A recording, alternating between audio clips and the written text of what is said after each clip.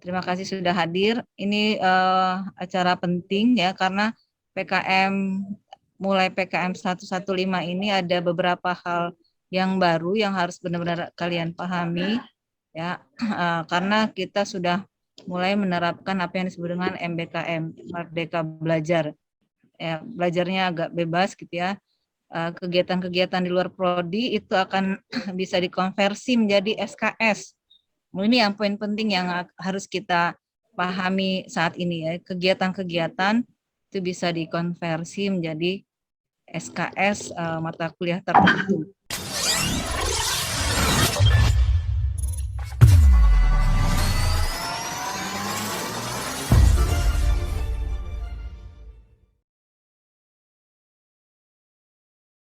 Syukur kehadirat Allah atas perkenan dan ridhonya pada siang hari ini kita dapat hadir dalam acara workshop kurikulum MBKM Program Studi Pendidikan Agama Islam Fakultas Ilmu Sosial Universitas Negeri Jakarta. Salawat dan salam kita senantiasa haturkan kepada Nabi besar Muhammad SAW.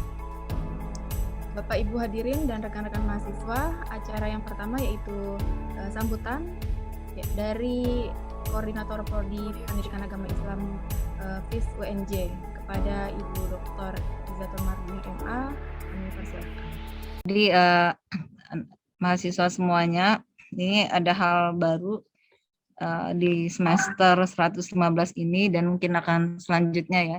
Di kalian perdana ini menerapkan kurikulum MBKM.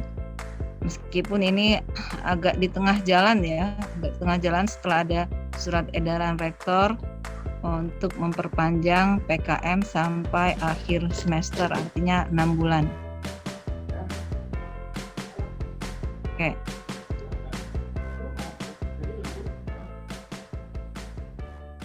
Ya. Implementasi MBKM, Merdeka Belajar Kampus Merdeka. Nah, untuk asistensi mengajar, ya. Nah, ini sebenarnya bentuk-bentuk kegiatan belajar 3 semester di luar program studi. Jadi MBKM itu adalah memberikan hak belajar kepada mahasiswa sebanyak 3 semester di luar program studi. Nah, ini ada beberapa bentuk kegiatan yang bisa diakui sebagai salah satu program MBKM.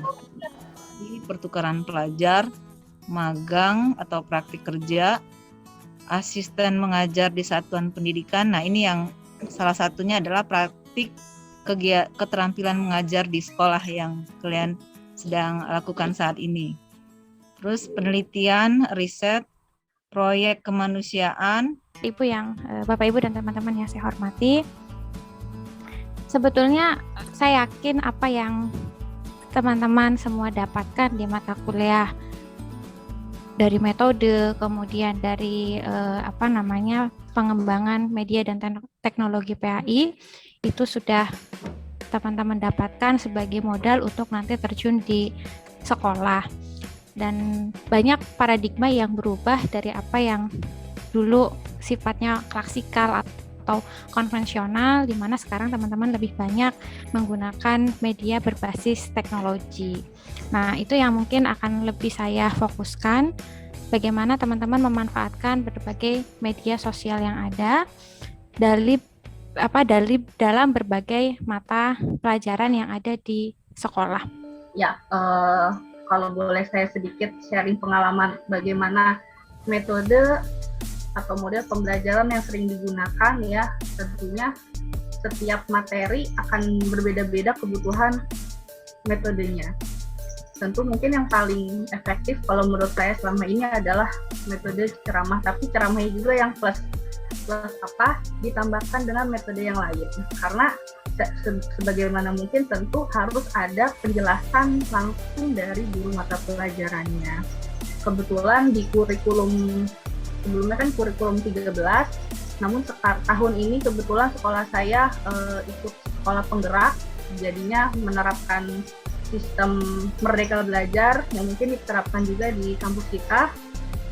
Tapi tetap untuk pelajaran PA ini memakai 3 jam pelajaran, yang sehingga 3 jam pelajaran ini nggak mungkin kalau saya terus-menerus ceramah.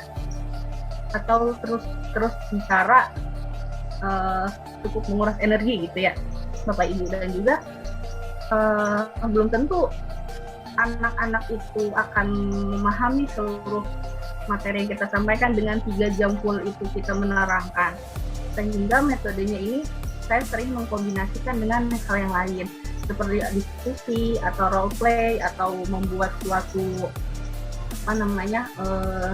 demonstrasi, yang sehingga dari 3 jam itu biasanya saya pakai 1 jam untuk memaparkan suatu materi, kemudian mengkombinasikan dengan metode yang lain seperti diskusi gitu ya.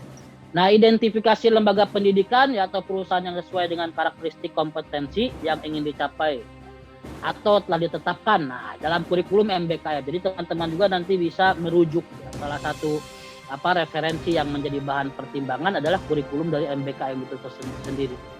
Nah, ini penting ya untuk dicermati bersama agar tadi itu sesuai dengan kompetensi yang nanti akan diraih oleh teman-teman sekalian. Nah, ya, jadi jangan ngasal gitu ya nanti milihnya itu.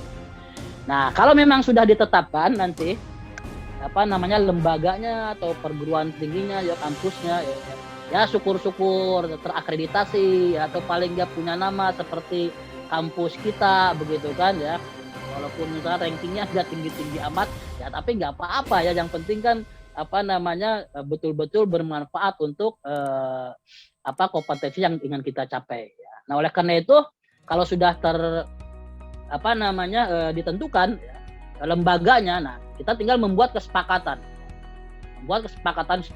ya yang sesuai harapan ya dan tujuan dari kerjasama yang akan dijalani. Nah, ini penting ya, bagaimana kemudian menjalin komunikasi dengan mitra yang menjadi tujuan teman-teman sekalian. Ya, sebelumnya terima kasih Ibu Suci. Izin bertanya Ibu Iza, terkait adanya perpanjangan PKM dari program MBKM ini ya Bu. Kalau misalkan saya mau sedikit konfirmasi ya Bu, karena ada beberapa anak prodi PAI yang sudah mengikuti program dari MBKM yaitu kampus mengajar Bu. Nah, dari kampus mengajar ini kami sudah dapat konversi 12 SKS karena kami juga sudah pernah mengajar di salah satu sekolah dasar. Nah, di sini juga kami sudah menjalankan program MBKM yang kampus mengajar ini di semester 6 Bu. Terus untuk pengkonversian SKS ini akan dilaksanakan di semester 7, tapi kita membutuhkan koordinasi oleh Kaprodi untuk bagaimana mengkonversi SKS ini, apakah bisa atau tidak ya Bu? Rekan-rekan mahasiswa semua, alhamdulillah workshop kurikulum MBKM Prodi PAI dan juga penjelasan mengenai program PKM MBKM sudah berjalan secara lancar pada siang hari ini. Bagi teman-teman yang belum dapat mengikuti pada siang hari ini, mohon untuk bisa mengikuti workshop di hari kedua ya Bu Iza, besok pada pukul 9. Dan ini akan narasumbernya nanti ada dari Bu Ani Riansari dan juga dari Bapak Endang Sari. Oke, teman-teman dan Bapak Ibu sekalian, karena sudah selesai, mari kita tutup acara workshop pada siang hari ini dengan sama-sama mengucapkan alhamdulillah. Terima kasih dan mohon maaf apabila ada hal-hal yang kurang berkenan.